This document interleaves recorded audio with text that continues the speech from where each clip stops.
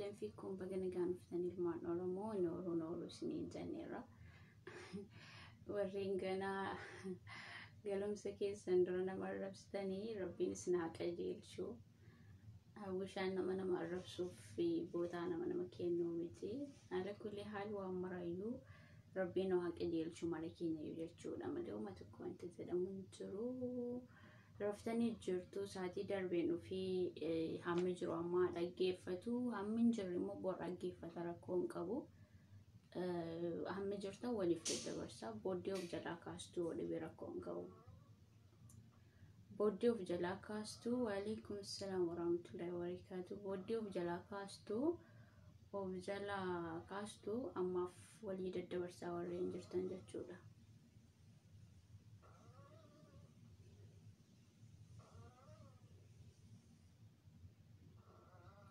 وعليكم السلام ورحمة الله وبركاته بقنا قاعد نفتن ورين أونلاين يرجستان أنا ساعتي مراسة مديران ترو هالأكو والي جرا أنا تنفتني عبارتني جرتان نتفكاتا ركومتها حنا قردين زرا ميدو عينا في قدا كلمان أرمو والتنشكن وجودا وعليكم السلام ورحمة الله وبركاته بقنا قاعد نفتني حاليا نورو ماني ماني كيساني سنين جديرة بقنا قاعد نفتني مي ويلو تكو وجن ترتيقونا هم نمني جروبا وفتتشودا نمني أونلاين يرجروا هاسينو هم شتو ويلو تكو لين ترتيقودا سنين جد المان أرمو ودوفتي تكو مرتكي سنيو كوتا كتوكو متها صوفنا حرا كبارتي تمتي بارتي كم يوني فايدا كيستو جولي بارتي بدأنا ديكرن سين فايدا أما بيخنورا والكورسنا جودا أما بيخنورا والكورسنا أما بيخني مو أوف ماتي إلالشا بيخنون إلاكش دندينون فما ينيا فكوساتشون برباش سادا سلام تاري شارتني وعليكم السلام ورحمة الله وبركاته بقنا كان أفتني بقنا كان أفتني ولين تقول أما ستي موزقة خنولي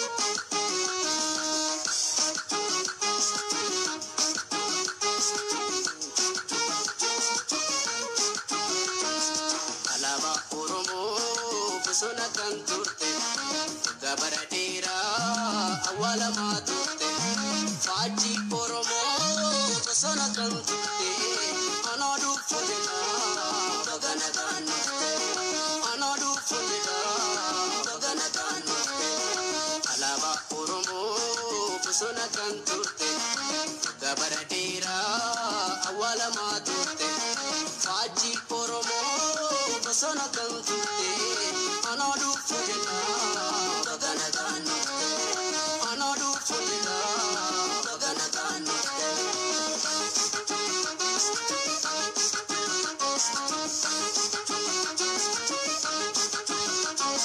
kasawani kenya edule turani lubude binkamne alaba flatani abdi bilisumma digama garsani osika subjecha rasasan numani arasil mananke abidanu mani osika subjecha rasasan numani arasil mananke abidanu mani tutuwan oromo wame kamnisa alaba oromo rintanarsa tutuwan oromo wame kamnisa fajisa bakinda rintanarsa nadi kamada fi alamu kitesa mamu mazamiri pelle mafatasa isar mukatoba padi kishanko sikas tejanna matarako arsadan arkamte simpar salamako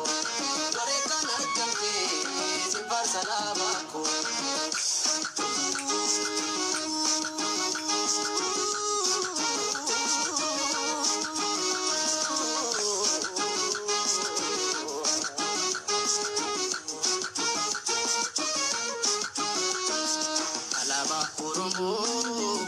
kan turte gabara dheeraa awwaalamaa turte faajjii Oromoo bosona kan turte anaa dhufu jedhaa bagana gaanofte anaa dhufu jedhaa bagana gaanofte alaabaa Oromoo bosona kan turte gabara dheeraa awwaalamaa turte faajjii Oromoo bosona kan turte anaa dhufu jedhaa bagana gaanofte anaa dhufu jedhaa bagana gaanofte.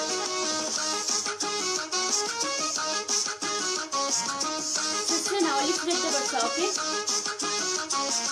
Alaabaa Oromoo ibsituu dukkanaa gaafa si dhaabbannee gabrummaa dhabaanaa hiree keenya baanaa dirqama fuudhannee warri kaayyoo sabaa illee guddannee goota hedduu qabnaa karra kennuuf kennee warri kaayyoo sabaa illee guddannee goota hedduu qabnaa karra kennuuf kennee idduma gariisa galamaan deemtu turtunuurti booda anurri kee beektu idduma gariisa galamaan deemtu turtunuurti booda anurri kee beektu guddisa seemulee kan jaarraa baagada laggasaa waqii fi tasfaa'uun jamada hayyaadhaan isaa dabrinsa waa foguutu si kaasuuf jecha wareegaman martu ani si kompalmaa lubbuun koo abaatu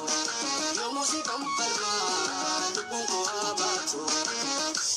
Ijoolleen gadi wal darbaatan baay'ee namatti oolanii dhugaarratti. I don't care about it. Rabbiin oofu waa wal dhiibbuu malee uumaan deemu. Rabbiin ofnu abarsiisuu jechuurraan kana fi homaa tokko jechuun hin danda'amu. Egaa baga nagaan dhuftanii warreen seentaniin ga'a yaada kiyya borcaqqastu har'aaf yoo namni hin jirre jechuudha rakkoon qabu baay'ina namaa osoo hin taane ani amma ta'e yaada kiyya dabarfachuun barbaada. Ammi seentanii jirtan hin geessu hordoftoota beejii kiyya jalatti argamtan marti keessanuu assalaamu alaikum warahmatullaahi wabarakaatu. Baga nagaan dhuftanii nooruu isiniin jedheen jira. Yeroo hirraa isiniin oolkee sa'aatii malee dhufe sa'aatii naaf mijatittiin dhufe sa'aatiin tun naaf mijatni ture waan Facebook irra deddeemaa jiru kana argine waan ani isiniin jechuu barbaadu ilmaan Oromoo namni tokko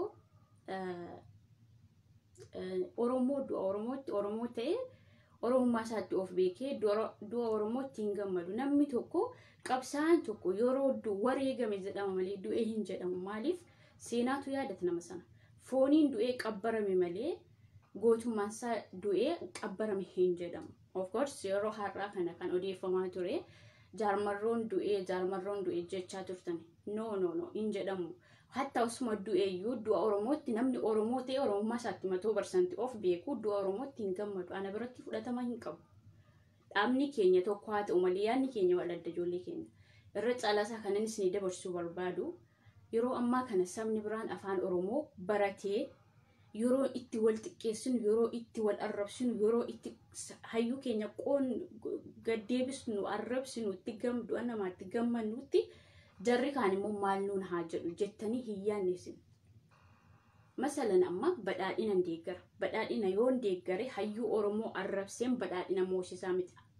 Daran ittiyyuu paartii sana nama jibbisiisa. Daran ittiyyuu paartii sana xiqqeessa malee paartii sana keessa dhaabbachaa hayyoota Oromoo inni paartii badhaadhinaa sana keessa jiru inni biyya kana bulchaa jiru eenyu inni bosona jiru du'a marrootti gammadu marroon isiniif maali? Marroon isiniif xalaata ta'ee dhaabni nama biyya bulchaa jiru unuuf fira ta'uu miti. Hundi isaanii unuuf tokkodha. Hamma dandeessanitti tokkummaa Oromoo osoo yaaddanii tokkummaa sabaaf sablammii osoo dubbattanii osoo dabarsitanii hedduu namatti tola. Isinii galee namni tokko amma haaceen du'ee jennee boo'inee awwaalle garuu seenaansaa fi gochaansaa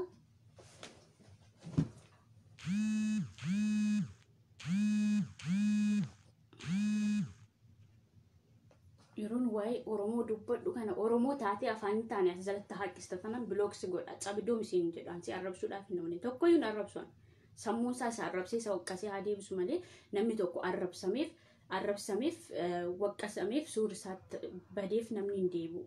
Hamma danda'ame namni hamma beekurraa waliif hima, hamma beekurraa waliif dhaama jechuudha. Namni tokko oromummaa isaatti of beekaa, oromummaa isaatti of amanaa akkamitti du'a namaa gammada. Haa ta'u malee kun olola kijibaati. Isinii galee nuyi marroon bosona isaa jiraatu seeraan alas haa qabsaa'u malee sabaaf sablammii Oromoof kan inni hojjetu bosona keessa taa'e. Isinii galee garuu har'a namni hin du'e jedhee gabaasu duun isaa kun osuma dhugaa ta'eeyyuu marroo du'e malee seenaan isaa hin duune. 100% marrootu du'e malee seenaan isaa hin duune. Maaliif fakkeenya fudhadhaa Hacaaluu Hundeessaa du'ee addunyaarraa boqotee jira. Garuu xiqqaa guddaaf sabiyyiif jaarsaaf jaartiin Hacee maqaa Hacee lafan buusu siidaan isaas dhaabbatee jira. Hamboo keessatti biyya gootaa maashaallah tabaarakallaa. Marroon kan kutaa Oromoo kutaa 11ti malee kan kutaa Wallaggaa qofaa miti. Gaachana sabaaf sablammiiti marroon jechuudha. Namni isaaf dhaabbatu siidaa isaas ta'e seenaa isaas ta'e abadan hin dagatu. Maaliif namni tokko Oromoof qabsaa'ee, Oromoof hojjetee, Oromoof ta'abee, Oromoof beela'ee qabsaa'ee qabsoo sana galmaan ga'uyyuu habaatuyyuu malee Oromoof hojjeteera. Akkamitti akka diinaatti osoo hin du'in olola kijibaas haa ta'u, olola dhugaas haa ta'u akkamitti kanatti gammaduun barbaachisa. Saba kamiyyuu haa ta'u du'a namaatti maaltu nu gammachiise? Marroo dhiiga keenya miti, marroo gaachana keenya mitiiti. Sabuma biraayyuu yeroo du'u namni du'a namaatti gammadu jira. Mee rabbii jedhaati naa himaa du'a namaatti eenyu gammada? Dhaabaan addaa taanu malee Oromummaa walitti qabna. Kottu kan marroo irra kaawwattee haqqisaa jirtu. Muxxee yaada keenatu siisalee gad deebise. Ansi arrabsuu nufne garuu afaan badaan hin dubbachiisinaa isinitti meera. Dhaabaan adda taanuyyuu dhaabni keenya addaama. An deeggartuu badhaadhinaa ta'e waan badhaadhinni hojjete yaadaan nama moosisa malee ani abadan Jawaar hidhamutti hin gammadu, du'a marrootti hin gammadu, gandummaallee faarseen beeku nan garraatti. Gandummaas faarseen beeku du'a namaattillee hin gammadu, eenyutti hin gammadu. Dhaabni kun biyya bulchaa jiramti. Sirnichi naaf ta'e taana dhaabicha hin deeggara hallaqa. Yaada ta'uun jechuudha. Yaada dhaabichaaf ta'uun. Moo du'a namaatti gammadee, moo suura namaa gad deebisee, moo hayyuu tokko xiqqeessee. Ani Oromoo ta'e Oromummaa ofii machaas lan akkamitti hayyuu tokko xiqqeessitu. Hayyuun sun eenyu Oromoodha. Oromoo bakka bu'ee hojjetaa jira. Ati maa inni Oromoodha afaan Oromoo dubbataa jirta. Oromoof dhaabbataa jirta. Itoophiyaaf dhaabbataa jirta. Dura mana keessaa kaa'amu kabajni yaajamaa. Dura kabajni mana keessaa ka'a. Yoo ati eenyummaa kee bareechitee qabatte sabni biraanillee si kabaja. Sabni biraanillee eenyummaa keetiin tinseedha. Eenyummaa kee xiqqeessaa saba sana yoo faarsaa deemte borsitti galagalee bineensa jira miti bineensa akka nama halkanii si nyaachuuf sitti galagala jechuudha.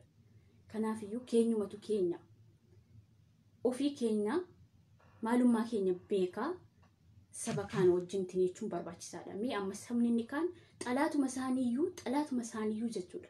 Xalaatuma isaaniiyyuu akka hayyuutti akka hanqaaqootti qabatu. Xalaatuma isaanii kun gootaadha nuuf jedhu isaan. Maa isaanirraa fakkeenyaan fudhateen. Moo Facebook marra baane jennee akka argine haaqisnee dubbachuun maal jechuun maxxansuun kun gaariidha.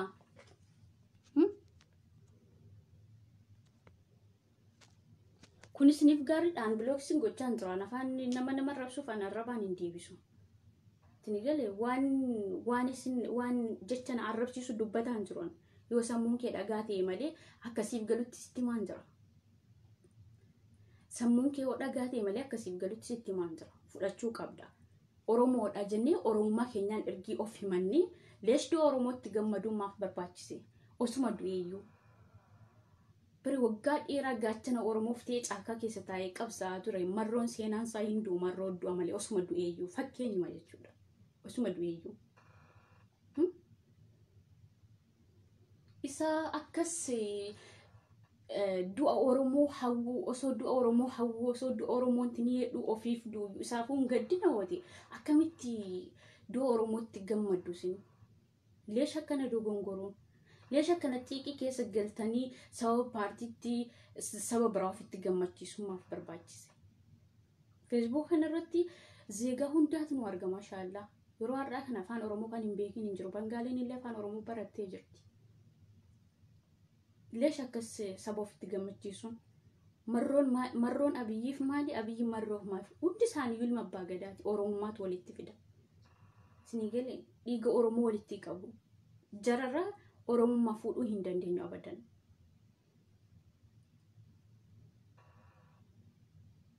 Leesh akkana saba biraa of gammachiisuun. Leesh fakkeenyaan fudhannu saba walirraa Amaaraarraa.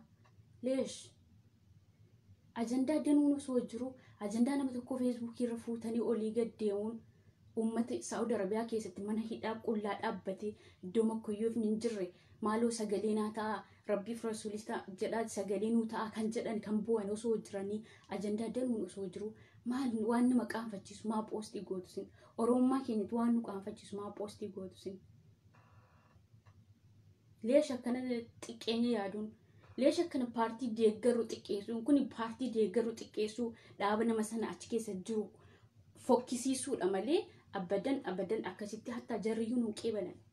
Jarriyyuu nuyi warra badhaadhina deeggaru kana badhaadhina kan deeggaru nuyi yaadamoo hataa akka dhaabichi deemaa jiruun akka hayyuun dhaaba badhaadhina keessa jiru deemaa jiru yoo deemne malee badhaadhina deeggaran Jawaar kan ta'uu qabannee suura Jawaar irra eegsii kaa'u du'a namaatti gammadu kaafaa'oo keessa kaafaa'oo waan ta'eef sabuma kaafaa'oo ta'e sanatti oromummaan keenya tokko ta'e maqaan taanii itti moggaasu suura gadi galgalchuu. Leesh maaliif barbaachise? Leesh yaadaan namni tokko nama amansiisuu danda'an beektu. Leesh akkana maqaa wal balleessu.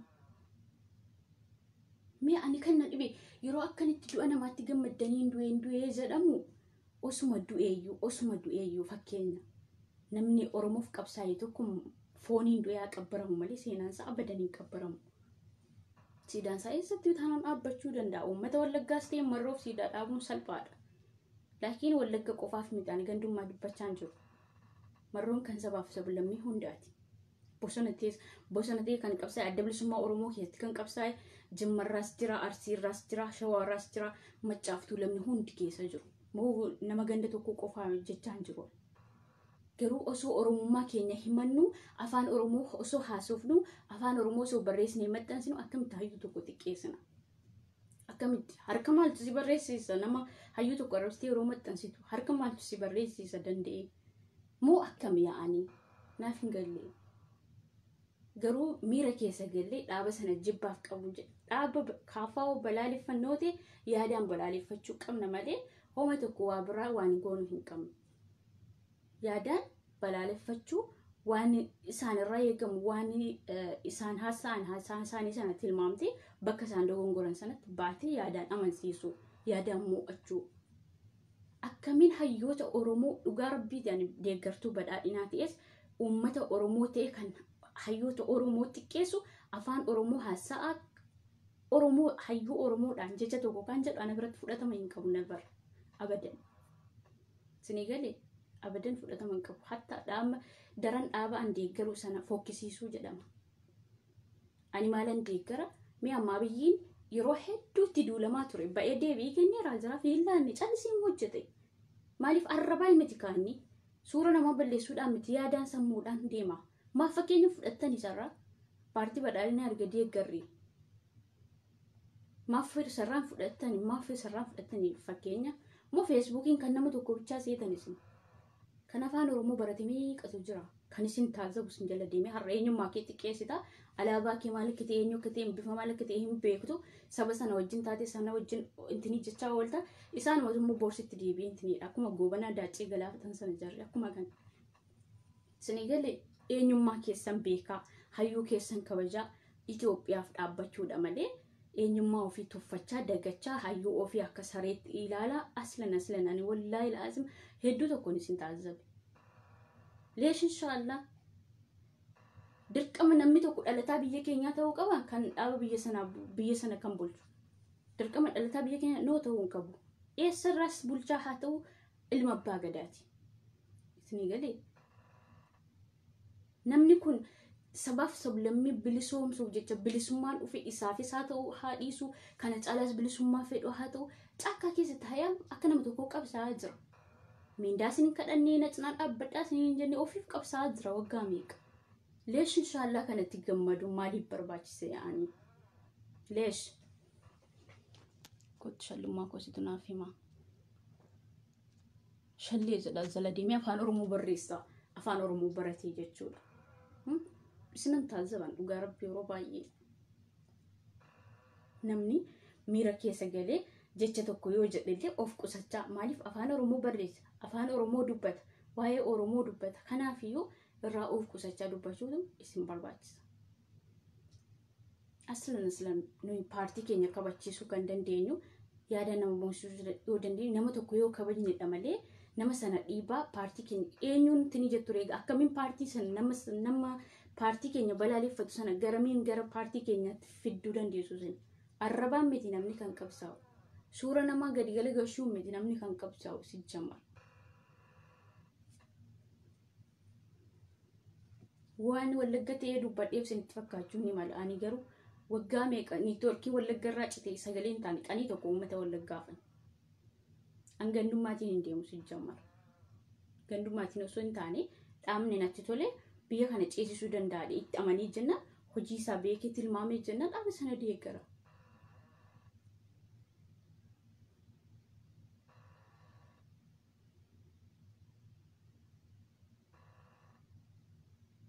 ليش كان الدعاء حتى سقبسا غاچن اورومو مرو ديسادي سبيين اورومو كيسا يورودو يود ابسنا بلادي فنتي قبسا اورومو تو شفتا جني مقات موغاسو قمنا اكندا غلن مرو كنان ديبيا ني اوف تفچي ساجر غربي اوف تفچي ساجر ملي اوروما كينيا اينما كينيا الدنيا برسيسا جرن جنورو اما كان كيس اصلا اورومو ددي اوف مچو سوداتان ترا مالف كولنياتو اورومو كان هيو غديب سي اكسي ركاو اورومو ميسا بكاني لا ربي داج نمساني ريكسي كاني غدي كا انتني غوچا جرو بوستي غوچا جرو انتران ولي غلتي ك ولي ساني فولي جارو نمني درو مني كيسا ول كبجي اينما سا بيكي كيتي سبسنا وجن دي كيروسين كنامت نما توكو وامي تنفكاتني بارتي سنة وامي تنفكاتني نما حيو أورومو كان كبساي وسو نوين ألاتين وسو سنين ألاتين سينا قدا أمت أورومو فدلقي اتبالي اتدررمي اتقرفمي اتفنفمي سنيف غنتو دار نمنا كسيار سنيف غنتو دار نما إين قد ليفي ورابو جمري فولون ساكوما إبلا مجيت سنيف حيول no Facebook irrabani asba'ani video hojjechuun waa'ee qabsoo tokko dubbachuun qabsaa nama godhu qabsaa kan nama godhu maayini nama tokko kakaasanii qeerroof qarree wajjin akka dhaabbatu hamma qabanii maallaqa raayyaatti sabiyyaas ta'e adda bilisummaa Oromoo hoboo caakkaa jirus ta'e yoo gargaartan isinmaaf gaachana ta'a isinmaaf eegduu ta'a isinigalee kan akkasiitiiti malee asba'ee fooloo kuma dhibba lama qabaadhee fooloo kuma dhibba sanaan namni kuma tokko sheerinaa godha hanan dubbadheen gala bakka yeroo sana inni kun qabsaadha nama jechisa no miti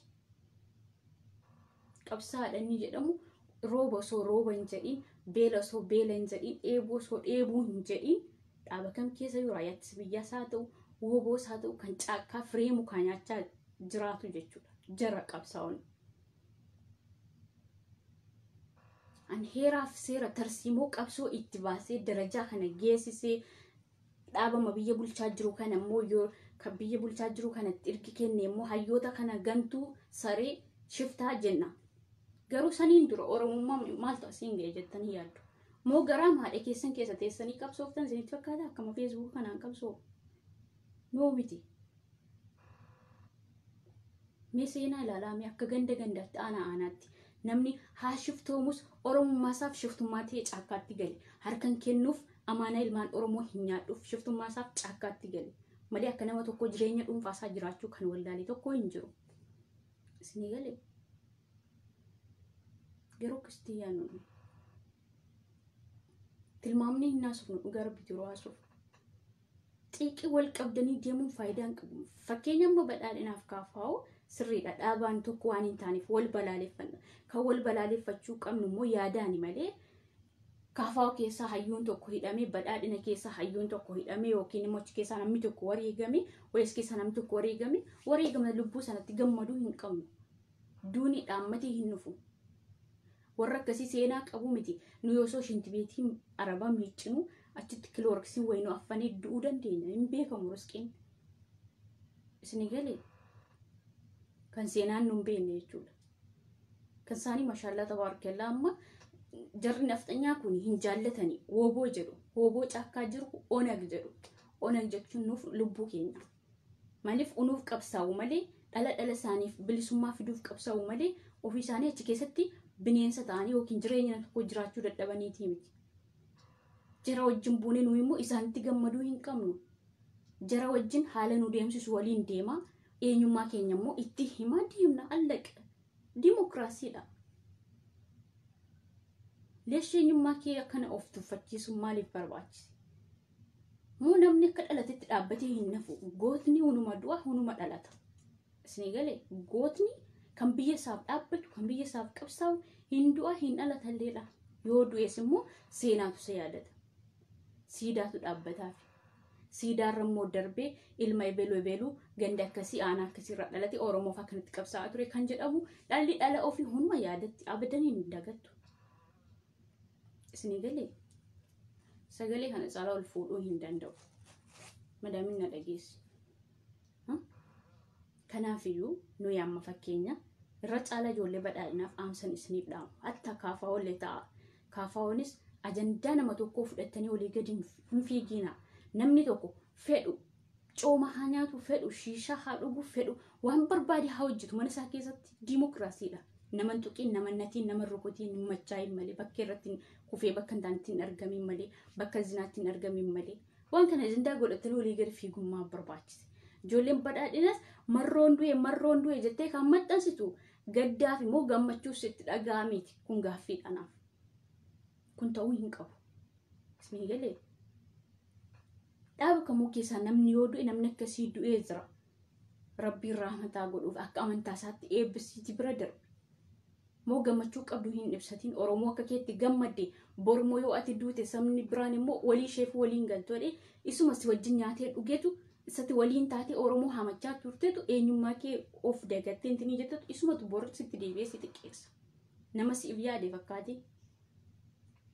Isin galee an deeggartuu badhaadhinaa ta'uyyuu kaafaa'uuf adda bilisummaa Oromoo yoomiyyuu taanaan hin jibbu Oromoodha jarri hundinuu dhaabni kamiyyuu taanaan Oromoodha. Isin galee dhaabni paartii hin jijjiiramu Oromummaan garuu hin jijjiiramu. Oromummaatu dursuu qaba isinirra. Paartiirra Oromummaatu dursuu qaba.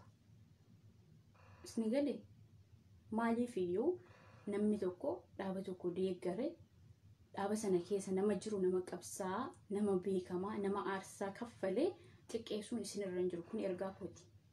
Ergaa obbolummaa jechuudha. Yoo isiniif ta'e fudhadha yoo isiniif hin taane ba'aati abbaa barbaaddanii hin tinedha. Namni isinumaan tuffata malee namni hin tinin jedhu. Namni abbichuma poostii godhe sanaa fi dhaaba sana tuffachiista malee nama tokko waan gootu tokko hin qabdu. Isin galee yoo isinii ta'e fudhadha yoo isinii hin taane dhiisa. Maandina mushkila. Ani Oromummaa kiyya of beekee Oromummaa kiyyaaf eenyummaa kiyya nama tokko beeksisee akka dimokiraasiitti waliin deema malee eenyummaa kiyya xiqqeessaa of dhoksachaa itti qaanfachaa isaayyuu yeroo dimokiraasiin dhufe kana keessatti isaayyuu yeroo ammaa kana keessatti hedduu nama ajaa'ibdu. Oromummaan kun akkamiin as ga'ee osoo jettanii yaaddanii akka salphaatti ilaaltan jechuudha. Isiniif Oromoon hamma Oromummaan keessan hamma tiniitti isinitti mul'atu hamma qeensa xurii isiniin jedhu qeensa xuriyyuu bicuu qabata. Hamma sana isinitti mul'atu. Maaliif akka ta'e I don't know naaf hin galle. Paartiin kamiyyuu yaadaan yoo dhaabaan adda ta'anii yaadaan wal moosisuu ta'uu baanaan dhiisuudhaan laqa. Yeroo darbe amma Jawaar haa fannifamuu haa du'uu maal haa jedhu nama jedhu tokkotu ofiif dursee lubbuun wareegame. Rabbiin rubbuusaa kiristaanis amantaa islaamas hordofee rabbiin kan jannataa isaa godhu nama du'utti namni gammadu. Garuu nama akkasiif baay'ee sagalee ta'aa turre. Oromoon immoo yeroo itti akkamitti itti gammada maleesh yaani. Isa kamtu dursuu qaba osoo ta'e. Isa kamtu dursuu qaba. Ofuma keessan tilmaamaa nama tokko isiniin jedhu gaabbiiti. Nama tokko isiniin jedhu. Dhaabni keenya yoo tokko ta'es yaadni keenya wal adda abadan. Eessa fardaaf lafa walitti yoo dhufu. Walitti dhufu. Ani amma badhaadhina deeggaree nama arrabsee hayyoota xiqqeessee dhaaban deeggaru sana hin tuffachiisu. Dhaaban deeggaru sana nama dhaaba sana keessa kan jiru kabajamaaf jaallatamaa biyya sana hin ceesisa. Ergiitti hin amanii paartii sana waan paartii sana dhugoomsuuf waan paartii sana ceesisu waan paartii sana namni jaallachiisee hammatee deemuu danda'u hin dubbadha yoo hin danda'e. Yoo hin dandeenye afaan kiyya zippiidhaan hodheen ta'a. Isinii galee yeroo dubbiin dhugaan dubbatamu sulaa isiniif hin ta'u. Argeen jiraan bari. Yeroo hedduu poostii irrattis naman tilmaamaan. Isinii galee garuu sheeriif jecha, laayikiif jecha, nama of jaallachisuuf jecha sobaan hin deeman. Dhugaa Oromoos hin dhokson. Oromoonis akka tuffatamu hin godhun. Of tuffachiisu jechuudha. Moo Oromoo qofa? Moo Oromoo miliyoona 50-60 qofa? Ofii kiyya of hin tuffachiisu. Eenyummaa kiyyatu dursa paartiirra. Isaayyuu paartii waan godhe hin qabu. Garuu ofii keessan paartiin bakka wal dhabetti namni amma yeroo gurguru gabaan wal adda. Dhaabni badhaadhinaas hojiin kootu keenya caalaadhaan kaafaawus akkasuma nadda bilisummaa Oromoos akkuma kana. Jarri kanarratti wal dhabdee dhaban malee hayyoonni Oromoo akkana waliif jibbaa hin qaban akkamiyyuu Facebook irratti hayyoota Oromoo gadi galagashinu ol galagashinu du'atti gammannu kan akkasitti walitti hin gammadan jarri. Warri ergi jechaa jirtan baay'intiin qabu erguun danda'u baay'inti beejiin kiyya. Kanumaafiyyuu bal'isaatii yaada goota afaan Oromoo baratti. Afaan Oromoo baratti yeroo dubbii koo wanti ni bilookis irra ka'a. Aslan naftanyaan na jalan jirtu I don't know. Warruma afaan Oromoo barreessitu intineedha. Naaf hin galle keessan kuni garuu eenyummaa keenya kabajuutu hayyoota keenya kabajuutu isinirraa eegama. Dhaaba kamiyyuu deeggaraa. Hayyoota Oromoo kan xiqqeessu ana biratti fudhatama hin qabu. Akka kiyyatti akka wishaatti jechuudha.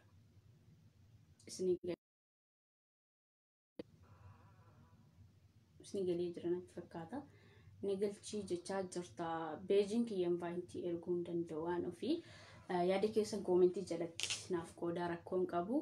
Garuu nuyi saba tokko wajjin deemuu kan dandeenyu eenyummaa keenya of kabachiisaa hayyuu keenya kabajaa. Alaabaan keenya kam akka ta'e akka dhuunfaatti sabaaf sablammii bakka bu'ee hin jiru malee uummata Oromoo kan lafee meeqa itti caccabe alaabaa adda bilisummaa Oromoo kana ta'uu hin dagatina. Isinii galee warri bosona jiraatanii maqaan meeqa itti mogga'ee shiftaadha oonagii akkasii warri jedhan sabni biraan jechuudha. Sababa alaabaa adda bilisummaa Oromoo kana hin dabarsinee ilaallu diinaaf jedhaniiti. Garuu isin hin beektan. Ni caakkaata uuma duuriyyee ta'ee qabeenya Oromoo saamaa uummata Oromoo lafarraa waan fixuuf caakkaa galee isinitti fakkaachuu danda'a. No, Oromoo akka isaan ajjeesu kan bosona jiraatu. Diina sirraa eeguuf malee. Isinii galee fudhadhaa gorsa kiyya sin fayyada. Namni hamma beekurraa waliif hima. Bakka kana dhaabbadhaatii itti yaadaati. Dhaaba keenya kan kabachiisuu danda'u. Yaadaan nama amansiisaa malee hayyuu Oromoo du'a isaatti hin gammadina. Aslan du'a Oromootti gammaddee afaan Oromoo maal haasoftuudha malee ani kanan isiniin jedhu. Du'a Oromootti ergi gammadne afaan Oromoo maal Oromoodha inni maaf ofii mannaa. Kalas ofirraa qayyaruudha yoo danda'ame dhugaa rabbiidhani baay'ee na ajaa'ibdani.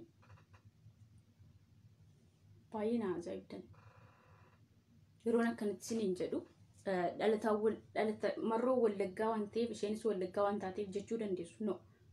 An sababa kanaatii miti. Hanga har'aatti badhaadhina deeggareen suuraa nama tokko Oromoo kan bakka bu'ee hojjetu irra eegsii kaa'ee hin beekun abadan. Isinii galee hanga har'aattis dhaaba an deeggaru keessaa bitaaf mirgas jedhee hin beeku. Dhaaba sana osuma hin deeggaru bakka dhaabni sun hayyoota Oromoo miidhetti hunuman dubbadha. Bakka inni uummata Oromoo tajaajiletti hunuman dubbadha. Dhugaa jiraas hin dhoksu bakka dogongorri jiruttis hin dhoksu. Maaliif dhaabni sun akka biyyicha ceesisuun fedhaani. Malee bakka namni tokko bakka hin dabeetti badii koo sana narraa dubbate booddee hallayyaa itti yuna buusa malee naaf waan na fayyadu hin qabu. Kanaafiyyuu bakka badiin tokko jirutti badii badii sana dubbata akkuma kanatti waliin an deeman. Maaliif duras namni deeggarinaan hin jenne ammas namni dhiisinaan jedheef ni sun. Garuu namni tokko yeroo waan tokko dubbatu tilmaamee haasa'uu qaba. Tilmaamee dubbachuu qaba. Isin galee tilmaamee haasa'uu qaba. Haasaa afaan keessaa ba'u tokko jecha an dubbadhu kanatti uummanni Oromoo hirrifatamoo hirrifatu na xiqqeessamoo nan xiqqeessu kan jedhu tilmaama haasaa rakkoon qabu. Dhaaba deeggaruu. Dhaabarra immoo Oromummaatu isin dursa. Dhaabarra Oromummaatu isin dursa. Baay'ee isin tilmaama. Baay'een isin tilmaamani garuu namni tokko ijoolleen kun yaani dhaabaan waan wal adda ta'aniif xiiqii qabataniiti kan jedhuun tilmaama malee baay'ee nama hedduun ilaala. Nama hedduun ilaala. Garuu ittuma caalaa ma dhuftan tasaayyuu. Kuni ofuma keenya of nu xiqqeessuudha malee of xiqqeessuu of balleessuudha malee hooma tokko qabsoo miti. Isin galee dhaabni nuyi deeggarullee kan nu jaallatan viidiyoo keenya kan hordofuu danda'an yoo jecha nama tokkoomsu afaan keenya keessaa ba'a ta'e. Yoo jechi haasaan haasa'u yoo uummata Oromoo tokkoomsuu danda'a ta'e qofadha kan nu haamachuu danda'an dhaabni nuni deeggarullee jechuudha. Moo nama arrabsine moo nama xiqqeessine moo hayyuu tokko arrabsine akkanatti paartii kana waliin deemne isaan itti nu tuffatu dhugaa rabbiiti. Macam viidiyoo ammaa kana ni wifi fi biyyaa qabu hunduma nu hordofa.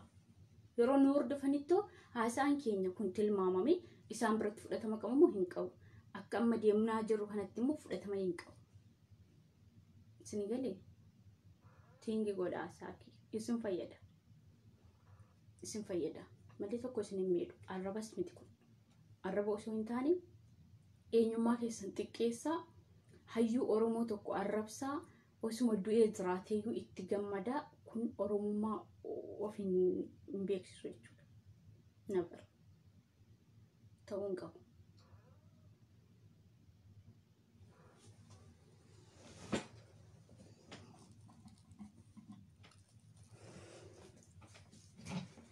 Isin galee mammaatti mukkuu ifan bananni ture natti ho'ee jira jechuudha. Nuyi paartii keenya ceesisuu kan dandeenyu, paartii keenya kan gammachiisuu dandeenyu jecha fudhatama qabuu fi waan bareedaa yoon poostii goone qofadha. Okay? Na dhageessaniiti ijoollee badhaadhinaafis kun ergaa cimaadha. Itti fayyadamaa ergaa kanatti isin fayyada. Oromummaa namni namaan kennu namarraa isin fuudhu. Kanaafiyyuu Oromummaa keenyatti ergi guddannee Oromummaan kennaadha malee suuqii dhaqanii hin bitatan. Oromoon kun immoo akkamiin qabsaa'ee har'a ga'e. Qabsoo kana eenyutu dhalootaan eenyutu asiin ga'e jedhaati. Akkuma garaa keessa as baatanitti Oromummaan har'aa miti qabsoon kan eegale. Itti fannifamee lafee meeqa itti caccabee alaabaan keenya kun dhokatee waggaa meeqa ture. Ergaa biyyaan gorra beeti alaabaa adda bilisummaa Oromoo keenya qabachuun isin galee. Eenyummaan keenya dhokatee waggaa 27. Isin galee waggaa 27 kan bosona keessa kan jiraate kan barahaa jiraate kan akka Jaaldaawwii Dhibsaa deemanii kan tineedhani akka nama tokko bitamanii yookiin immoo saba biraa faarsanii jiraachuu wallaalle garuu eenyummaa keenya dabarsinee hin laannu. Amaana ilmaan Oromoo galmaan keenya jedhaniiti saddadamanii osoo akka nama tokko jireenya dhuunfaa isaanii jiraachuu danda'anii daldalanis haa ta'u qotee bulaa ta'anis haa ta'u akka nama tokkotti osoo jiraachuu danda'anii sababa Oromummaa isaaniif alaabitti kanaati kan namni meeqa lubbuun wareegame. Taada akkamitti Oromummaan isinitti dhaga'amuu dadhabee hayyuu Oromoo tokko akkamitti qeeqtu sin? Akkamitti arrabsitu sin? Akkamitti du'a namaatti gammaddu sin? Eenyu balu kan Oromootti du'a Oromootti gammadu? Paartii kamiyyuu haa deeggaru Oromummaa walitti qabna beekaa. Oromummaan paartiitu isiniif dursa osoo ta'e leeshii yaaddanii. Leesha kana xiiqii keessa galtanii saba kana ofitti kofalchiisummaaf barbaachise. Kuni xiiqii osoo xiiqii keessa galtanii osoo guruuppii jedhamee namni tokko namni isin daawwatu intini jedhu miti. Kun guruuppii miti beektu. Sooshaal miidiyaadha. Hundumatu isin arga. Hundumatu isin beeka. Hundumatu afaan Oromoo baratee jira. Dubbisee kun waliin masheefiyyuu wal xiqqeessite jedhee isin tuffatee isin bira darba. Isin galee. komentii majalatti illee amma warra afaan banaa jirtan fakkeenya waa'ee Oromoo dubbataan jira tokkummaa sabaaf sablammii Oromoo dubbataan jira mee maaltu akkati na arrabsiisi godha moo nafxanyaadhaati akkuma jedhan nafxanyaa warra zaranyaan itti danatee amantaa tokkoo fi afaan tokko leellisuu barbaadu warra akkasiiti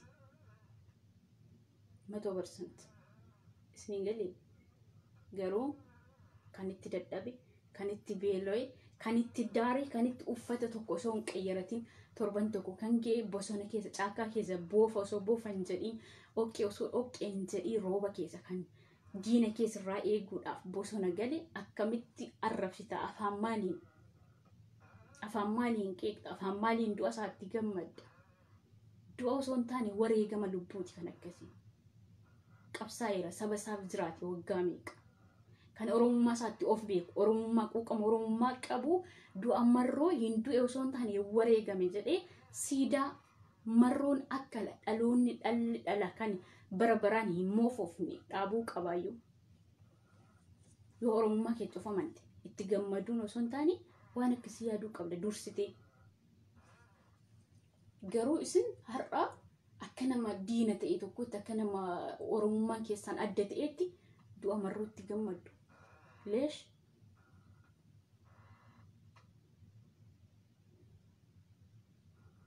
nuuf dhaabni hundaayyuu tokkodha ilma abbaa gadaati jarri hundaayyuu Oromummaarraa fuudhuu hin dandeenye yaadaan wal adda ta'anii unis dhaaba isaanii waliin buunee kanas deeggaru malee hundiyyuu ilmaan Oromooti tokkummaa isaanii hawwina malee nuyi tokko du'ees tokko rukutamees tokko hidhamees ittiin gammannu Oromummaa qabaanne dhuguma Oromummaan nutti dhaga'ame waa biraatii miti nama tokko kan walitti fidu amantaa Islaamaa fi Oromummaa kanarraan kana fi waliin beeku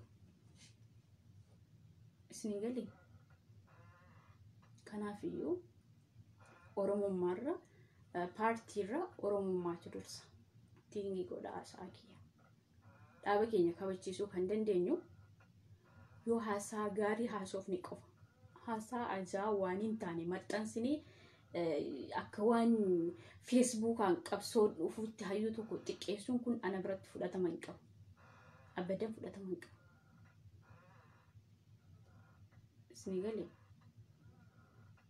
kan haasaamu meeqatu jira kan du'e rabbiin amantaa kiristaanaa ta'e lubbuu isaa rabbiin amaaru jedha amantaan isaa musliima ta'e immoo rabbiin kan jannataa godhe eebbisee wal bira darba malee Oromoon du'a namaatti hin gammadu beela'uu namaatti hin gammadu dararamuu namaatti hin gammadu Oromoon haati Oromoo sabbataa mudhii ishee hidhattee ofii hagabuu oolte nama beela baasti akkasitti beeka Oromoon yaa'anii aadaan Oromoo kana malee du'a Oromootti nama gammadu ani Oromoo ta'e du'a Oromootti nama gammadu hin agarreen abadan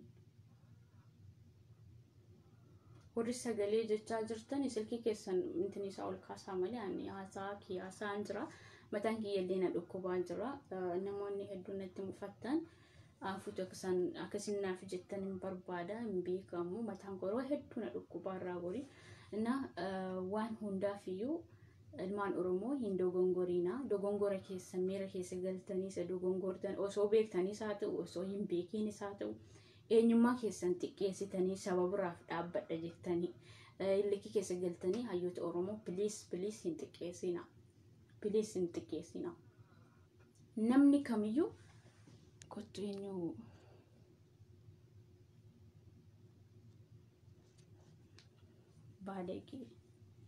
baalagee kee afaan Oromoo baratti kan Oromoo salphistu salpha na kana isin jechuun barbaada waan marayyuu itti yaallee xiinxallee haasa'uu qabna yeroo haasa'uuf maaliif haasaan keessan yeroo baay'ee kan Oromoo tuffachiisu kan eenyummaa keenya of nu jibbisiisu kan keessan keessaa ba'a kun ta'uu hin qabu itti yaannee haasa'uu qabna waan haasa'uuf 100% itti yaannee waan kun sabaaf sablammii Oromoo walitti fidamoo Oromoo walitti buusamoo jedhaati yaada yeroo baay'ee isinii hima alaabaa kana xiqqeessite jechuun of xiqqeessite jechuudha alaabaa kana xiqqeessite jechuun 100% Oromummaa yoo hin himatin alaabaan kee kam akka ta'e akka dhuunfaatti ani sabaaf sablammii Itoophiyaa bakka bu'ee jira siin hin jenne sabaaf sablammii Itoophiyaa kan bakka bu'ee jiru kan gidduun isaa najimaa qabudha warri immoo lummuxxii qabattee baatu lummuxxiin sun akkuma maal afaan tokkoof alaabaa tokkoof amantaa tokko leellisu warra barbaadu warra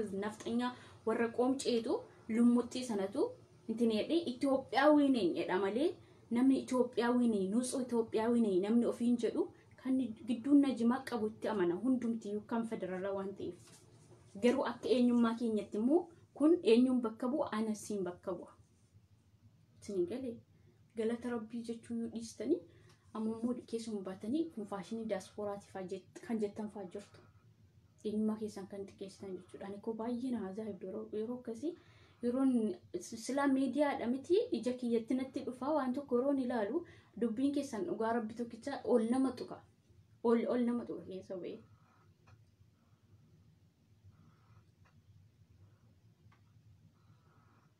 Namni kan hawwu bilisummaan dhaabni kaafaawus kan inni hawwu adda bilisummaa Oromoos kan inni hawwu badhaadhinas kan inni hawwu rabbiin tokkoomse jara kan inni tokkoomse biyya keenya kana caalaa rabbiin haa fooyyessuu jedha malee namni tokkummaa yaadu tokkoon kaasee tokko gadi buusee tokko suura balleessee tokko eegsee irra kaa'eetii miti. Eenyummaa kee immoo hin dagatiin dhaaba kamiyyuu deeggara eenyummaa kee hin dagatiin eenyummaa kee hin xiqqeessin eenyummaa kee hin tuffachiisin. Afaan kee guddisi aadaa kee guddisi eenyummaa kee namatti beeksisi allaqa namni sin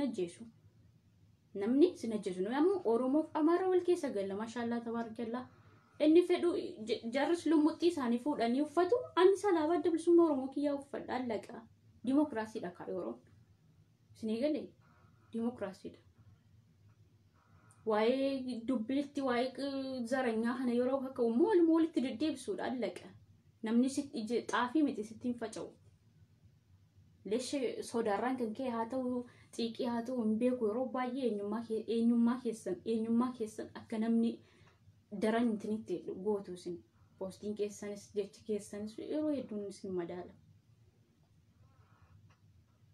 Ani deeggartuu badhaadhinaa ta'uyyuu waan badhaadhina bareechu waan badhaadhina namni akka deeggaru taasisu afaan kiyya keessaa baasa malee ani badhaadhina kaafaa'u miti ani badhaadhina adda bilisummaa Oromoo miti jedhee waan jara tuffachiisu hin godhu. Maaliif waan jara tuffachiisu godhe jechuun anillee ofii makiyyaallee of tuffachiisee jechuudha. Bal'isaatti yaada please narra beektu ani isiniin ol Oromummaa qabaadhee yookiin immoo isiniin ol beekumsa qabaadheetiin miti kan sitti himaa jiru. Garuu namni akkuma hojjaan isaa wal caalu yaanni isaa wal caala akkuma bifti isaa wal caalu yaanni isaa wal caalaafaniyyuu xiqqoo ishee dogongortanii waan jirtaniif keessumattuu poostiin irraa abadan nan gammachiisna. Yeroo baay'ee hatta suuruma Jawaar osoo balleessuu dhiistanii 100% natti tola. Jawaar waan bakka Oromoo bu'ee hojjetuuf bakka Oromoo bu'ee waan hojjetuuf hojii isaa sanatti qeeqna malee suura isaa arrabsuun Jawaar irraa Oromummaa fuudhuun Jawaar yeroo ammaa kana ofiifiyyuu mana adabaa jira. Isin galee nama mana adabaa jirutti darantini jechuun daran faayidaa hin qabu. Deeggartuu badhaadhinaa ta'uyyuu ani dhugaa jirtuun dubbadha. Isin galee yoo ta'uu dhaabaate waan dubbatta yoo dhabdan of qusadha akka kiyya poostii irraa of qusadha. Dhaabni biyya bulchaa jiru kun Oromoof hin taane jechuu miti amma. Oromoof ta'uu dhiisuu osoo hin taane Oromoof akkuma jirutti ta'e namni yaanni isaa hundiyyuu wal adda. Isin galee qabsoon Jawaarii fi qabsoon Abiyyii bakka itti wal dhibu jiraachuu danda'a. Jarri yoo wal dhabanii bor tokko ta'uu danda'u. Leesh nuyi eenyummaa keenya xiqqeessuun, leesh hayyoota keenya arrabsuun, leesh du'ayyoota keenyaatti gammaduun maaliif barbaachise? Wayii afaan Oromoo dhiisnee afaan jara sanaa dubbanneeti osoo sababa biraa ta'e sababa biraa waan ta'aniif du'a marrootti gammadanii jenna rabbiin iyyuu san ajjeesin malee. Isin galee Oromoon osoo harka wal qabdee osoo wal ijaartee du'a marroo har'a du'e jedhamee addunyaa waliin jiraachuu isaas beektu san duras yoon bira dhaabbattan. Waltuffii mogolee wal tuffachuu malee maal beektu? Inni marroon eessa jira? Adda bilisummaa Oromoo akkamiin qabsaa jira kan jettanii yoom sagalee taatanii fi yoom marroo hidhata kana qawwee tokko binnettanii yoom yaaddanii beektu? Uummatuma Oromoo marayyuu namni gaafa du'e waliif iyyuu profaayilii irra wal kaawwachuu beelitu du'e jechuun kun faayidaa hin qabu. Namni osoo jiru wal bira dhaabbata. Osoo jiru waliif dhaabbata. Isin galee namni tokko gaafa inni du'e profaayilii irra kaawwachuu faayidaa hin qabu. Amma Hacaaluu erga du'e profaayilii irra kaawwachuu lees osoo inni du'in dura mucaan kun akka qabsaa ta'e ni beekna. akka dhaaba kanaaf sanaaf hin taane ni beekna. Akka dhugaa jiru fi lafiiti nama miiliyoona biratti yeroo waltajjii irratti waamamu jara nafxanya akka inni qeequ ni beekna. Isin galee isa Oromootti darbu akkatti akka Oromoon hin tuqamneef jecha uummata Oromoo rasaasa caalaa kan gammachiisu kan dubbatu ni beekna. Osoo isaaf dursinii eegduun kaa'ameera ta'e amma kana lubbuun isaa illee hin darbu. Isin galee Oromoon gaafa duuti jettee walii boosee profaayilii irra ol kaawwachuun no faayidaan qabu. Isin galee artisti tokko yeroo sirba baasu isatti duuluun barbaachisaa miti yeroo intin jedhu. Amma artisti tokko sirba baase sirbi sun yoo nama mootummaa qeeqoote yeroo nuni itti duulu sabni biraan immoo isin Oromoo taatanii artisti sanatti duulaa jirtu miti karaa argatanii amma artisti sana osoo lubbuu baasanii bor eenyudha dhaaba kana jedhama lubbuun nama sana akkuma sanatti lafatti hafa jechuudha bilaash. Karaa argatee diinachumaan seena jechuudha. Yeroo artisti tokko sirba baasu hin qeeqnan balleessina sirba isaa waan ta'anitti intinii jenna. Sirbi isaa bari jechi lama tokko keessaa mootummaa qeequyyuu malee sirbi isaa waan siif mooraalii ta'udha waan si kakaasudha. Garuu nuyi uummanni Oromoo kan nu fayyaduuf kan nu miidhu eenyummaan keenya kam akka ta'e hin beeknu adda baafannee dhugaa rabbiiti. Warra akkasii narra beektu ani sin gorsuu miti hamma beeku irraa isinii hime ofii keessan eessa akka jirtan of ilaala. Ani eenyu ofiin jedha. Okay? Rakkoon qabu. Hawaanii waa'ee tokkummaa dubbattee jettee fooloo kiyya jala yoo taa'u dhiistes maandina mushkila. Fooloon danatiif hin gurguramu beejitti maallaqnaan kaffalamu garuu hammatee dhaaba tokko yoo deeggarayyuu hayyoota Oromoo waan tokkoomsu afaan kiyya keessaa baasuun qaba. Understand? Isni galee? Okay? Marroon yoo du'eyyuu inni ndom rabbitu lubbuu isaa yoo naangee malee akka qabsaatiif akka namni akka diinaatti isa barbaaduuf jechuudha kana durayyuu kan lubbuun isaa darbu. Maaliif saba isaaf qabsaa jira? Uummata Oromoo miiliyoona 60 bakka wayii qabsaa jira. Miindaa tokko malee, kaffiyyaa tokko malee. Isin galee of ta'ee jechuudha yaam of ta'ee miidiyaa OMN sagalee naa ta'an jenne miidiyaa Oromoo bakka bu'ee uummata Oromoo hojjetaa jiru sagalee naa ta'an jenne qanii tokko. Isin galee uummanni Oromoo illee of baree qanii tokko adda bilisummaa Oromoo warra caakkaa jiru kana hidhachiisna kanaan deemsu jennee tarsiimootti baasee hin beeku. Of ta'ee jiraata maashaallah. Nama ta'een illee hin deemu akka Jaal Daawud Ibsaa kana. Jaal Daawud Ibsaa amma nama meeqa hidhatee tiraa dhufee sababa Jawaar dhaabni bosona jiru keeyya miti jedhee farramsiisetti farrame kunoo marga qullaa hafe. Isin galee xawaalii umuriisaa hamma dhaqee dulloomutti jecha namaatiin osoo hin buliin qanii tokkotti firmaanni farrame sun dhaqee Jaal Daawud Ibsaa maal godhe harka qullaa hambise. Marroon garuu never namaaf hin ajajamne nama hin kadhanne waraana kana na barbaachisa kana naaf ergaa hin jenne of ta'eeti deema. Takkaatti rashana wallagga dhaqxee diinantiniiti wallagga qofaaf immoo miti kan inni dhaabbatu uummata Oromoo sabaaf sablammeedhaaf kan marroo wajjin hojjetu kutaa Oromoo kutaa 11 irraati jaallattanis bibbitanis maaliif Oromoon waliin ta'ee qabsaa waliin ta'ee biyya isaa bilisoomsa. Abiyyiif illee gaachana jaarmarroon caakkaa taa'uun isaa abiyyiidhaaf iyyuu gaachana jechuudha. Akka rabbiitti sodaatti nafxanyaan marroodhaan. Akka walii galaatti hooboo onagii kan caakkaa jiru onag jedhanii akka rabbiitti sodaatu jirra. Dhugaa rabbiiti. Garuu isin kanan beektan. Goobana addaacii maal godhani jarri itti fakkeessanii harka rukutanii fi booddee isayyuu galaafatan. Inni garuu jarri naaf ta'anii jiru jedhee uummata Oromoo ofirraa dhiibaa, uummata Oromoo ficcisiisaa, uummata Oromoo maal gochaa yeroo dhaqeen tinii ofi isumallee galaafatan jechuudha. Isin galee jarri hammam isin faarsituyyuu never isiniif hin taatu. Oromootu Oromoof gaachana, Oromootu Oromoof wagana, okay? Kanaafiyyuu bakka jirtan of baraa, paartii keessan deeggaraa, paartiin keessan maal akka hojjete uummataaf ibsaa, addunyaa barsiisaa, paartiin keessan waan paartii keessan kabachiisu dubbadhaa. Hayyoota Oromoo biliis hin xiqqeessina. Du'a Oromoottis hin gammadina. Oromummaa keessa yoo beektan, yoo Oromummaa keessan hin beekne immoo ala keef kume waan barbaadan gochuu dandeessu. rakkoon qabu. Ammoo marroon du'e jettu inni jiraansaaf du'aansaa hin beekamu badan. Achuma taa'ee hojii isaa hojjeta. Achuma taa'ee dhukaasa. Isin galee achuma taa'ee diina gombisachuudha. Qanii tokkotti rashan akkanatti. Du'e jettu sun kan dura du'aansaaf jiraansaa hin beekamu. Isin galee uummata Oromoof hamma dalagutti achuma taa'ee hojjetan. Ammas ba'ee waa tokko isin gabaase amma silkiidhaan affeerame warga nama maal jettu warra du'e jettee poostii gootu. Itti qaanfattaa warri ufuma keetti qaanfattaa. Isin galee kanaaf iyyuu of qusachaa haasa'aa isiniin jechuun barbaade. Paartiirra akka hawwaatti Oromummaatu naaf dursanaaf. Paartiirra jechuudha. Kun waa'ee paartii hojii wal ilaallasumaayyuu garuu paartiin keenya waan adda ta'eef jecha malee Oromummaan keenya tokkodha. Afaan Oromoo haasa'a akkamitti du'a marrootti gammadduudha. 100% kan gaaffii natti ta'e. Isin galee anammoo Oromoodha. Osoo amma Rabbiin waan godhiin malee Jawaar waa tokko ta'e andoo Jawaaritti hin gammadu. Maaliif Oromoo waan hin ta'eef? Jawaariin ani yaada isaati malee dhaabicha inni jiru keessatti ni jedhe malee jibbaa dhuunfaa Jawaar irraa hin qabnu. Way Oromummaan keenya wal adda ta'eetii miti. Akkanatti beekaa.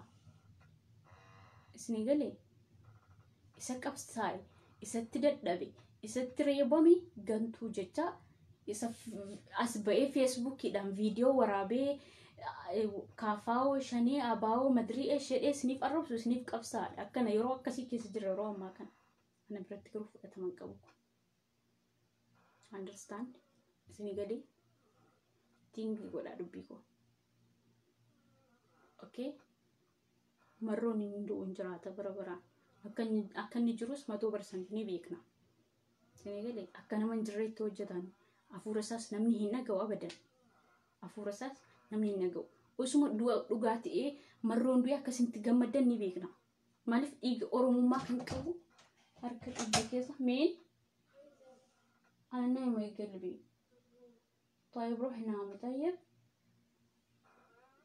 harka dhibba keessa harka 50. Walmakataa waan qabuuf walmakataa qaba kana yeroon isiniin jedhu immoo haati abbaadha. Haati Amaara abbaan Oromoodha. Abbaan Amaara haati bakka maaliif namni keenya akkama Facebook kanarratti zaranyaan baay'atee miti. Amma nuyi Amaara tokkummaa barbaadu wajjin kan alannee guddannee iddiriin maatii keenyaa bakka tokko sargiin maatii keenya Amaara wajjin. Amaara warra kottatu bilookitaata. Amaara warra zaranyaa osoo hin taane warra tokkummaa barbaadee akka fedhii uummata Oromoo bilisummaa barbaadutti kan jara wajjin jiraachuu barbaadu. Isin galee warra akkasiitu dhaqee yeroo dhiigni ishee maal akka ta'u hubattu afaan Oromoo barachaa Oromoo haati Oromoo abbaan Amaara yoo ta'e gara sana deemti. Gara sana barreessiti. Isin galee kanaaf isin farda isin jechuudhaani please hayyoota keenya nuuf kabajaa. Hamma Oromummaan isinitti dhaga'ame jecha hawaa osoo hin taane hamma Oromummaan isinitti dhaga'ame. Okay? Hayyoota keessan kabajaa, dhaaba keessan jabaadhaa deeggaraa, raayyaa ittisa biyyaa hamma dandeessan bira dhaabbadhaa. Obbo Caakkaa jirullee ani obbo Caakkaa jiru dhugaa Rabbii osoo guruupii jara argee hamma dandeettii koo bira dhaabbadha. Maaliif uummata Oromoo bilisoomsuuf waan dhaabbatanii jiraniif jechuudha. Isin galee raayyaa ittisa biyyaas rooba osoo rooba hin jedhin ganda tokko osoo hin jedhin waan milishaan tokko hidhatee ka'u isarraa eegamu saatiitti ajajame waan ka'ee deemee hojjetuuf biyyasaaf waan dhaabbatuuf hamma dandeettii koo bira dhaabbadha. Isin galee kanaafuu badhaadhina jechuun akkuma maqaasaa ta'uu qaba namni isaallee. Okay? Kana isin jechuun barbaada. Yoon dogongorina of golchaa bakka itti dogongoree yoo dogongorri jiraate nalbaata. Na of golchaa sinan jedha ilmaan Oromoo hedduun isin jaalladha. Ani yeroo ammaa kana keessa yerootti hayyuun Oromoo man hidhaa jiru keessa yerootti haacee dhabnee gumaansaa dhokatee hafi kana keessa hayyuu Oromootti duuluun nu barbaachisu. Isin galee dhaaba keenya deeggaraa waan hayyoota Oromoo sanaaf sagalee ta'u hammam osoo dhaaba isaanii balaaleffanne illee waan isaan irraa eegamu waan mootummaan kun isaaniif gochuu qabu gabaasaadha malee nuyi kan deemnu dhaaba tokko deeggarree dhaaba sana jibbiniif dhaaba sana irraa waan jibbaa qabnuuf hayyuu Oromoo kan sa'aatii isaa qabsoo Oromoo keessatti fixee yeroo dargaggummaa isaa waa hedduu namni ittiin sammuu isaaf maalummaa isaa Oromoof qabsaa'ee Oromoof dabarsee nuyi immoo xiqqeessuun nurraa hin eegamu isin jechuun barbaada. Baay'een isin jaalladha. Baay'een isin kabaja dullummaa kun dhuftee jirti yeroo tokko hafuura na kutaa. So hayyoonni Oromoo hundi waan biratti kabajaa qabu, fudhatama qabu, dandeettii isaa qabaatanii jennaan namni kamiyyuu akka biyya bulchuuf ani hawwii koodha. Sunis Oromoo, kunis Oromoo, dhaabni sunis Oromoo. Dhaabni kun amma bulchee yoo mo'atame dhaabni kun akkuma jirutti ta'e dhaabni ammaa kun immoo biyya bulcha. Maaliif sunis Oromoo, kunis Oromoo, maashaallah. Isni galee sunis Oromoo, kunis Oromoo. Amma dhaabni badhaadhinaa kun namni balaaleffatee dhaabni badhaadhinaa kun miseensa isaa diigama jechuu miti. Isni galee miseensa isaa akkuma jirutti ta'e jechuudha. Dhaabni nama filatame kun biyya bulche kun immoo gaafa akkuma kana hojiin isaa ilaalame namni akkuma kana mormii godha sila eenyuyyuu dhufe kun nuuf hin taane jechuudha. Isni galee amaluma nama keenyaati. Kanaafuu kun immoo akkuma jirutti ta'e waggaatti aanutti immoo kun bulchuu danda'a waggaa 5tti aanutti. Bakka Oromootti aangoo irra jira. Eenyummaa keenyaan, aadaa keenyaan, alaabaa keenyaan boona akkuma kanatti walii galteen dhufaa deema. Bilisummaa Oromoo barbaadu irra caalaa kana caalaa wanti dhufu hin jira. Namni lubbuun jira waa hedduu arga. Haalli dhala keenya yoo nuyi waan gaarii dubbanne yoo nuyi hayyoota keenya kabajne waan nurraa barachuu qabdi. Viidiyoon keenya yoo taa'ee argan waan nuyi ittiin hennu sanuma irraa baratanii isaanillee akkuma kana dhaloota deeggaraa deemu.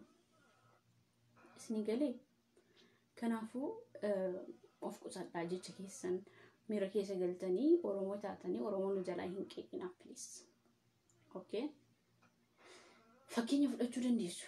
Miidiyaa warra saba Amaaraa kana miilaalamee akka isaanitti walii galtee qaban. Tasa walii isaanii waliin qeeqan. Gaarii immoo hojjetanii miti. Wal kabaju. Isni galee wal kabajuu kana guddisu. Nuyi isaanirraa fakkeenyaa fudhannu laphee kiyyan dhaqqubee walitti cabee ta'an ture. Borciis nan qaba. Borcii koo ispoortii hojjedhee naannaa baduu diddee jira. Na ilmaan Oromoo koo galatuumaa ulfaadhaa ofaa bar bakka jirru dagannee jira ofaa bar badhaadhina namni deeggaru akkuma maqaa isaa sammuun isaallee beekaa hayyuu ta'uu qaba malee bakka xinnoo bakka gadhee bakka hin taanetti intini jecha sammuu keenya sammuu xiqqoodha waan taane barreessaa hayyuu Oromoo xiqqeessuun abadan nurraa hin eegamu. Marroon obboleessa Abiyyeeti. Abiy obboleessa Jawaar. Jawaar obboleessa Lammaati. Lammaan obboleessa Jaaldaawud Ibsaati. Hundiyyuu ilmaan abbaa gadaati. Maashaallah tabaarakallaa. Oromoon waggaa hedduu aangootti ba'anii maqaan keenya hin guddanne. Eenyummaan keenya hin mul'anne. Ergi Abiyyi dhufe alaabaan keenya dhokatis ba'e baay'ee ittiin boonne baay'ee ittiin gammanne jijjiiramni illee dhufe. Bakka iddootti wal dhaban kanatti immoo Rabbiin haa tokkoomsu jedhaati. Hammii qaraatan, hammii waa'ee diinii Rabbi beektan. Salaata keessan salaataa Oromoo keenya nuu tokkoomsi, hayyoota keenya nuu tokkoomsi jedhaa malee tokko arrabsaa tokko xiqqeessaa tokko harka rukutuun kun Oromoo tuffachiisuudha. Understand? Isni galee kan isin himuun barbaada. Namni hin jiru rafee jira. Yaada kiyya borca qastuu an viidiyoo kanan kaasuu isiniif hankaa. Maaliif akka gorsaatti akka obbolummaatti kan inni isin hime akka gandaatti miti. Kanaafiyyuu irra caalaasaa nuyi amma akka gandaatti yoo fudhanne aanaa sigmoo jechuudha. Adda bilisummaa Oromooti. Maaliif ijoollummaa isaaniitti Jaaldaawud Ibsaa waliin qabsaa turan ammallee dhaabuma sana keessa jiru. Kanaafiyyuu ganda kamuu waliin bu'u. Ganda kamuu bakka hin bu'u Oromummaan. Isni galee inni Jimmaas Oromoodha. Inni Wallaggaas Oromoodha, inni Shawaas Oromoodha, inni Arsiis Oromoodha, inni Harargees Oromoodha, inni Walloos Oromoodha, inni Hilluus Oromoodha, hundiyyuu Oromoodha. Isni galee dhaaba kan keessa jiru amma dhaaba miseensa badhaadhinaa keessa kan jiru irra caalaan isaayyuu Arsiidha. Isni galee gandummaaf osoo jennee warri Arsii kun maaliif waa'ee Jawaar callisanii jechuu hin dandeenyu. isaantu beeka, isaantu hojjeta. Nuyi isaanii ilaallee hojii isaan hojjetan yeroo nuti tolu bakka kanatti inni badhaadhinni waan hojjete gabaasna. Kaafaawwan waan inni yakka hojjete intin yenna malee bakka sanatti isayyuu akka sirreeffachuu qabaniif qeequudha malee arrabsuu miti, jibbuu miti, maqaan isaaniitti moggaasuu miti. No. Yeroo akkasii keessa jiru aslan amma yeroo akkasana miti kan keessa jiru. Kanaafiyyuu hayyoota keenya rabbiin umurii isaanii nuuf haa dheeressu. Gama tokko ta'anii rabbiin tokkoomsee nu agarsiisu, bilisummaa kana caalu rabbiin fidee nu haa gammachiisu jedhaati du'aa godhaa. Salaataa yeroo akkasii Oromoon tokko ta'a. Lagaaf gandaan wal qooduun hin nafaa jechuudha. Understand? Dubbiin kos ni ta'ee jira. Nan beeka. Nama tokko fudhatamaan jiru. Because bishaan kana fuutanii kanatti irratti liqimsuu qabdu. Amma waan afaan kiyya kaawwadhe qoricha roon fudhadhu osuma haddaa'u bishaaniin gadi dabarsu jechuudha. Akkana gochuu qabdu isin didees rakkoo miti.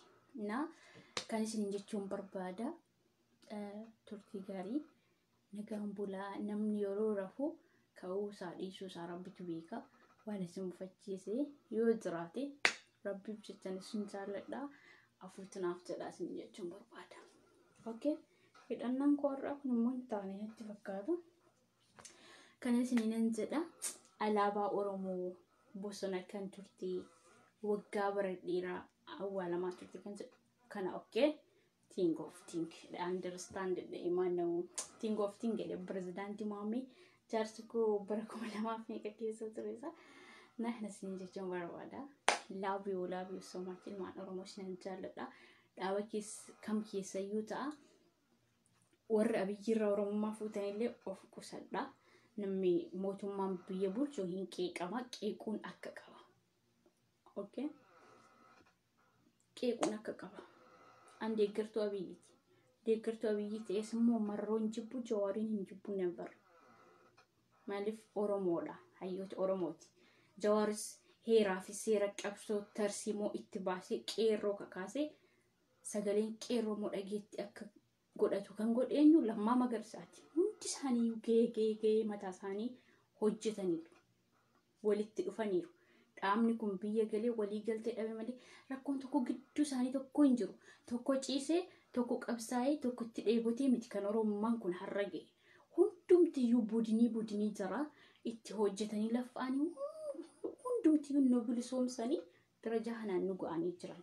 Kanaafiyyuu kun hin hojjenne, kun shiftaadha. Kun Oromoo ajjeesa. Dhaabni sun Oromoo tajaajila hin jedhamu. Okay?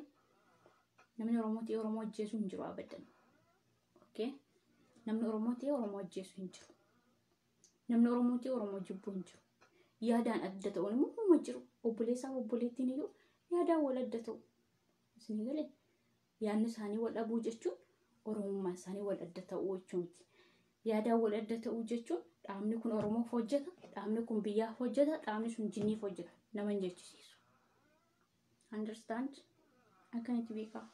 Okay? Nagaan bulaa hamamatti waan na hordoftaniif galatoomaa ulfaadhaa yeroo gaarii qabaadhaa.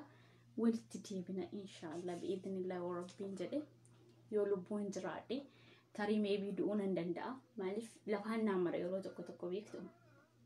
Egaa biyya ormaa kana keessa waa hedduutu nu yaachisa. Amma tokkollee hojjedhee maallaqa danuu dhabeen jira. Hundumtuu harka rabbiiti. So kanarraan kenkee baay'ee waan yaaduuf jennaan xiqqooshee alan kee sammuun kiyyantii na dhabeektu.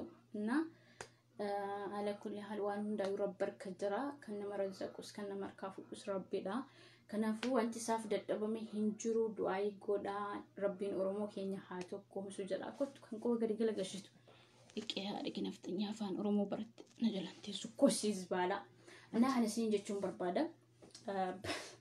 Wallahi darbaana dubbachiisu astaghfirullah laazim yaa rabbi naaf dhiisi. Waan jecha dubartii irraa hin eegamne dubbadha yeroo tokko miira keessa yeroo hin galu.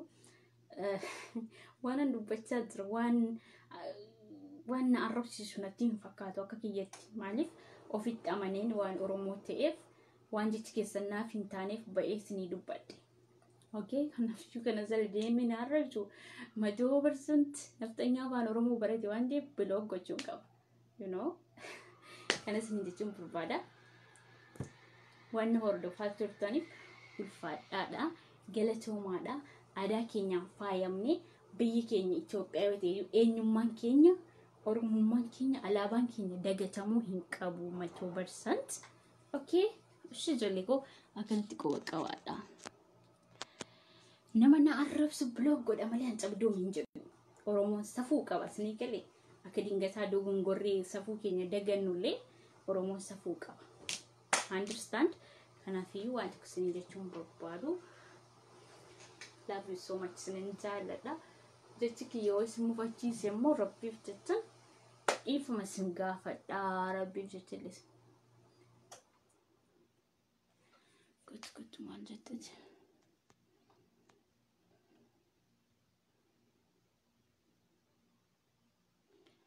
Inyu okay. Ammallee dabalee barreessee yeroo sanan biloo kamta okay? Kan isin jechuun barbaada ilmaan Oromoo marti keessanii baay'een isin jaalladha baay'een isin kabajaa. Ana waliin turtii gochuu keessaniidhaaf galatoomaa irraan ba'a. Amma sa'aatiin meeqa teessila? Oh my god, sa'aatii 3 daqiiqaa 17 ta'ee jira. Yalla maaliif yoomna rafaa? Nagannaa bulaa okay. Waan isin mufachiisu yoo jiraate rabbiif jechan yeroo isin gaafadha.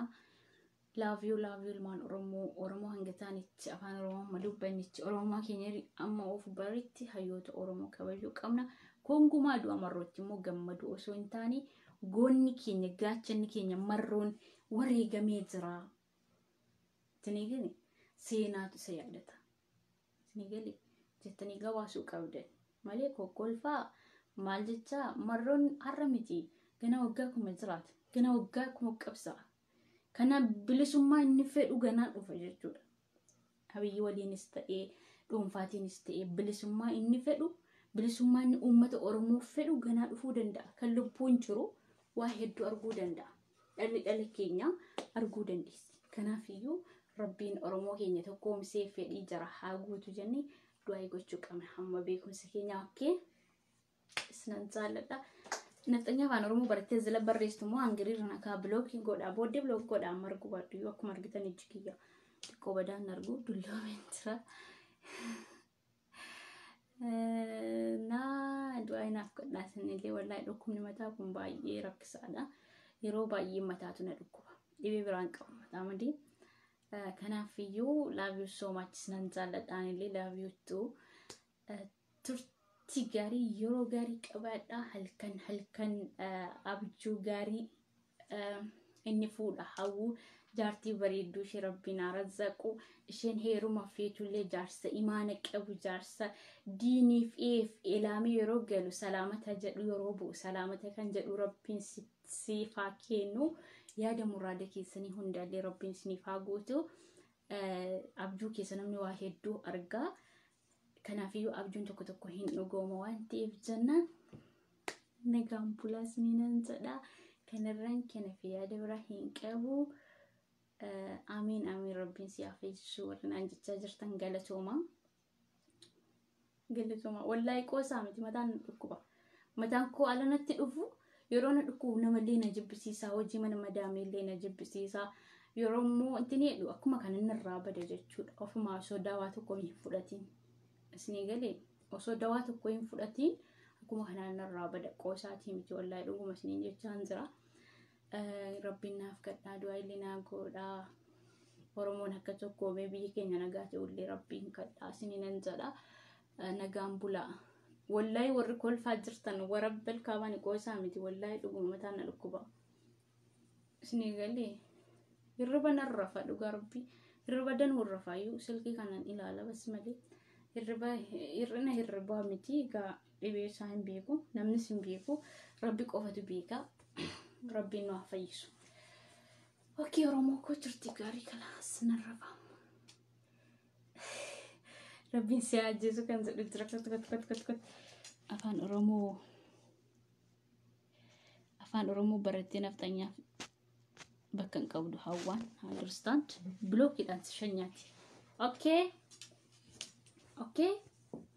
Yeroo tokko xabumaaf jecha malee intini miti isinii galee seriously taane blockii isin rakaa'uun amaluma keenyadha. Okay? Yeroo tokko nan kolfaa yeroo namni arrabsu ani commentii nama badaayu hin dubbisu. Laakiin nama yeroo waa'ee Oromoo dubbadhu dhufee na arrabsu hudduu isaa blockii godha. Okay? Achumaan na jalaa baaka. Ani waan afaan Oromoo barreessuuf inni Oromoodha jedhee of jala kaa'e malee akka inni na arrabsuuf miti. So ergiin irratti barii immoo block shanyaa Facebook wal nu barsiise malee waliin beeknu. Aanaa waliin beeknu, ganda waliin hin beeknu. Understand? Rabbiin si haa fayyisuu warri jechaa jirtan amiin amiin galatoomaa ulfaadha inshallah rabbiin na fayyisata akka namaa miti. Mustashfaalee odoo waan isaa argametti barbaada na dhiisuu didee jira.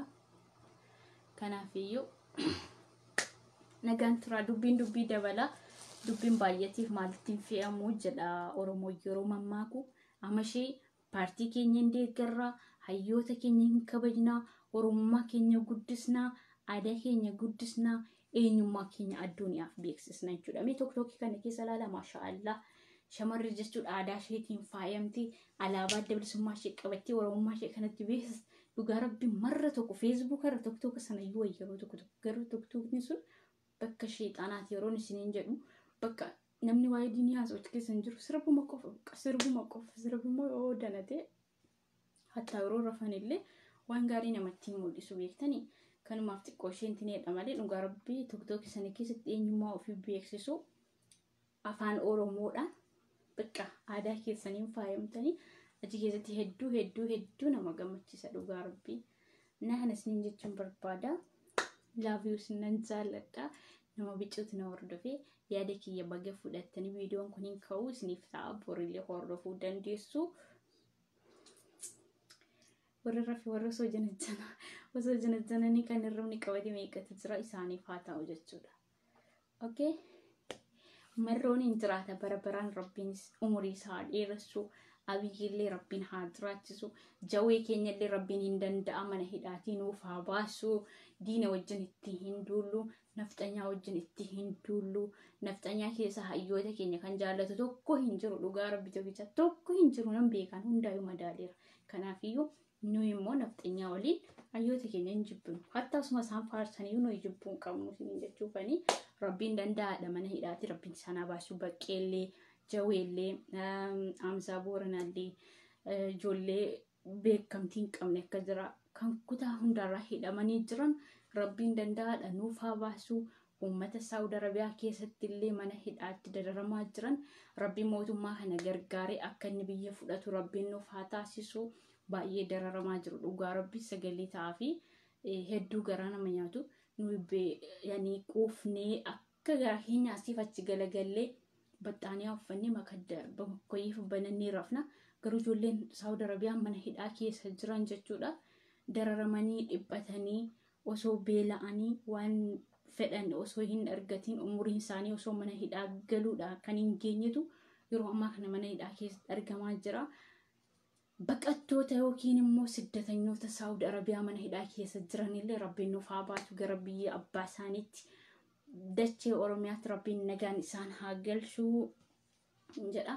Kun du'aa kooti onneerraan kadhadhee fi inshallah rabbiin nagaan isaan haa galchuudha. Kamiyyuu haalii garuu sabaaf sablammiidha kan hidhaa keessa jiru kun dhaaban ilaallatu du'aa illee godhaa fi miidiyaa keessan irratti illee ba'aatii amma nama tokko ajandaa godhatanii ol baatan ummata Saawud Arabiyaa mana hidhaa keessatti dararamaa jiruuf sagalee ta'a.